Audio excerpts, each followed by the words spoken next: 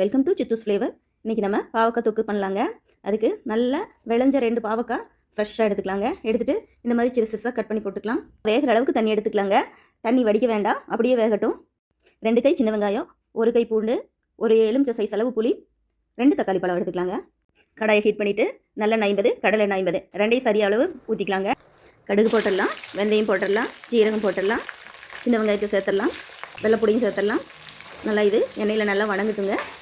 கருவேப்பிலை சேர்த்துடலாம், இஞ்சி பூண்டு பேஸ்ட் 1 ஸ்பூன் சேர்த்துடலாம்.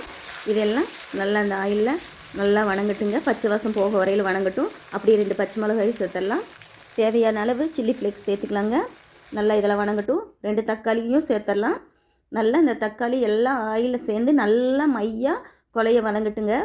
வெங்காயம், வெள்ளைப்பூடு, இந்த நல்லெண்ணெய் இது எல்லாம் சேர்ந்து நல்ல ஃப்ளேவர் வருங்க. இப்போ தேவையான அளவு உப்பு சேர்த்துடலாங்க. நம்ம வேக வச்சு எடுத்து வச்சுருக்க பாவக்காயை அப்படியே இதில் சேர்த்துடலாங்க. எல்லா காயிலையும் படுற மாதிரி அந்த மசாலாவை கலக்கி விட்டுடலாங்க. ஏற்கனவே நம்ம பாவக்காய் நல்லா வேக வச்சுருக்கோம். இப்போ இதோடு சேர்த்து வேக வைக்கிறப்போ ஊறுகாய் மாதிரி ஆகிடுங்க. 2 ஸ்பூன் குழம்பு மிளகாய் தூள் போட்டிருக்கேன், 1 ஸ்பூன் மஞ்சள் தூள் போட்டிருக்கேன். புளி கரைச்சலை நல்லா இதில் பிசைஞ்சு விட்டுடலாம். புளி கரைசலோட புளிப்பு இதில் சேர்ந்து நல்லா பாவக்காய் நமக்கு கசப்பு தன்மை குறைஞ்சிருங்க. 1/2 ஸ்பூன் பெருங்காயத்தூள் சேர்த்துக்கிட்டேன். இப்போது இந்த ஸ்டேஜில் கொஞ்சம் வெல்லம் தட்டி வச்சுருக்கேன், அதை சேர்த்துக்கிட்டேன். உங்களுக்கு வெல்லம் தேவைன்னா சேர்த்துக்கலாம், வெல்லம் வேண்டாட்டி விட்டுடலாம். நான் குழந்தைங்களுக்கு கொடுக்குறக்காக வேண்டி இதில் வெல்லம் கொஞ்சம் அதிகமாக சேர்த்துருக்கேங்க.